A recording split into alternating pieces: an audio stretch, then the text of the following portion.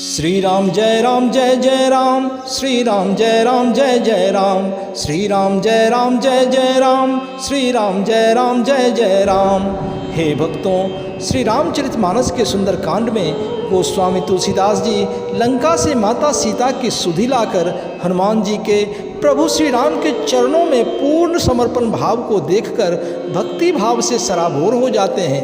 गोस्वामी जी कहते हैं कि हनुमान जी द्वारा लाए गए माता सीता के चूड़ामणि को प्रभु अपने हृदय से लगा लेते हैं और अपना सारा प्रेम और स्नेह मानो परम सेवक श्री हनुमान जी पर लुटा देते हैं। स्वामी और भक्त के बीच प्रेम और भक्ति रूपी रस से सराबोर यह संवाद अलौकिक है। फिर प्रभु श्री राम कपिराज सुग्रीव से अब विलंब न करने और लंका की ओर तुरंत कूच करने को कहते हैं।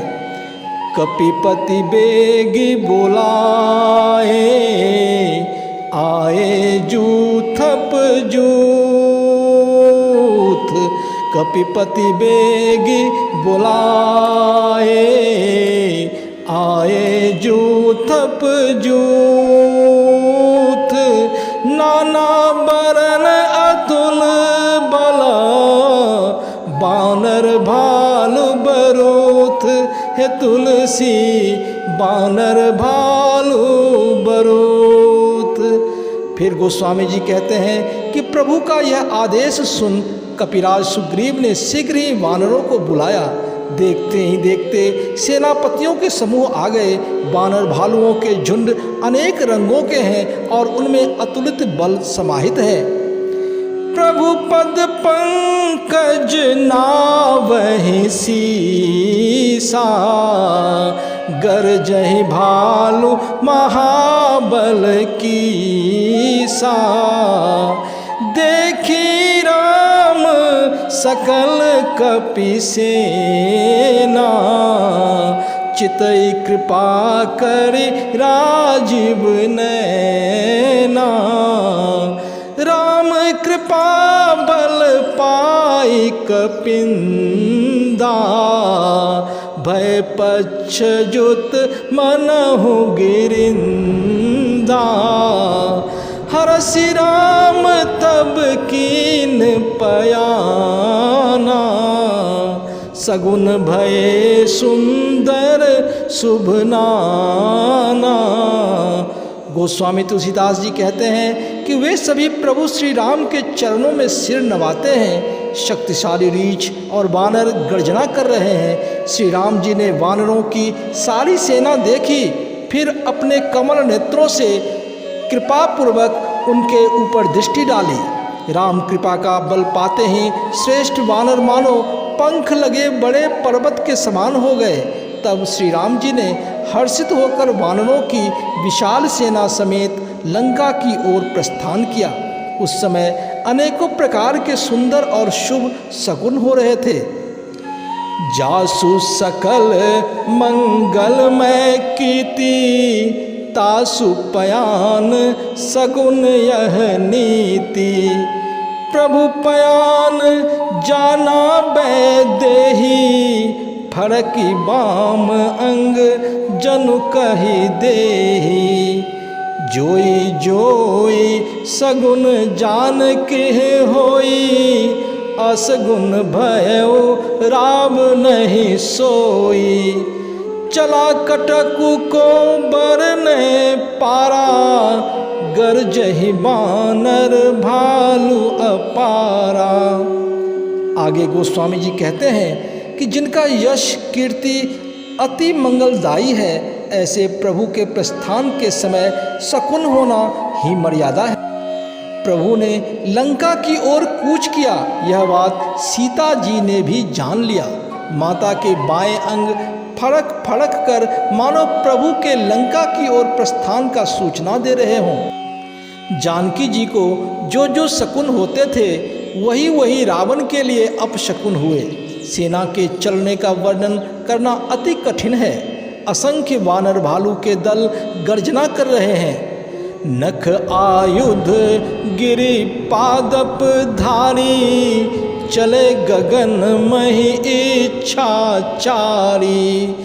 केहरिनाद भालू कपि करही, डगमगाही दिग्गज चिक्करहीं।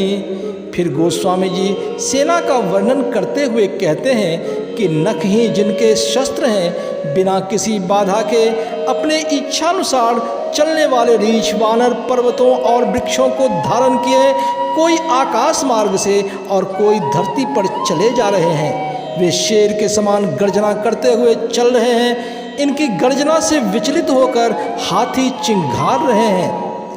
चिक्करहि दिग्गज डोल मही गिरी लोल सागर खर भरे मन हरस सब गंधर्व सुर मुनि नाग किन्नर दुख टरे कट कट ही मर कट विकट भट बहु कोटि कोटिन धावहि जय राम प्रबल प्रताप कौशलनाथ गुण गण गावहि।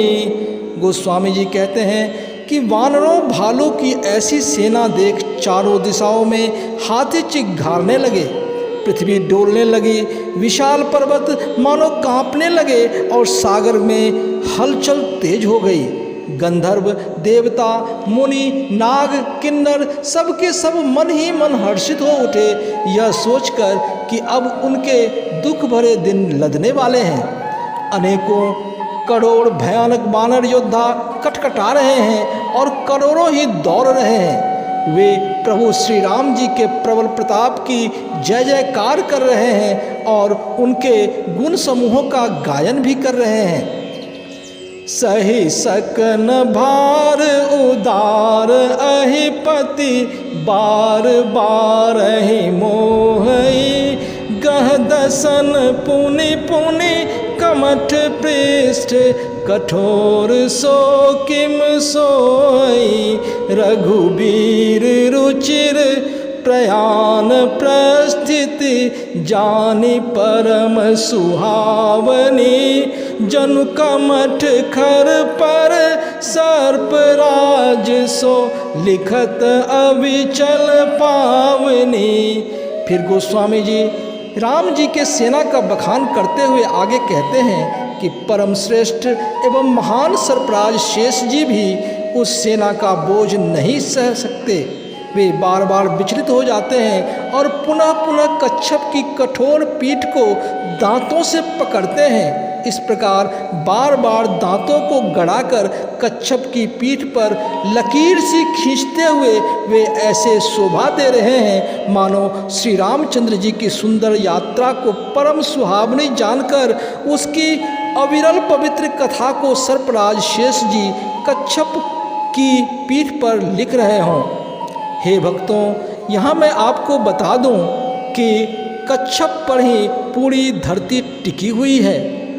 वैसे कहा जाता है शेष जी अपने फनों पर इस धरती का बोझ उठाए रहते हैं, लेकिन जब शेष जी भी डगमगा गए तो उन्होंने अपने दांतों से कच्छप को पकड़ लिया।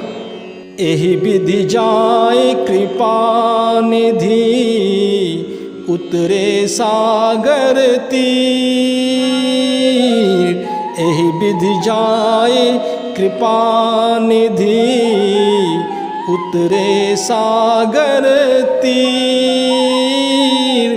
जह तह लागे खान फल भालू विपुल कपि वीर है तुलसी भालू विपुल कपि वीर।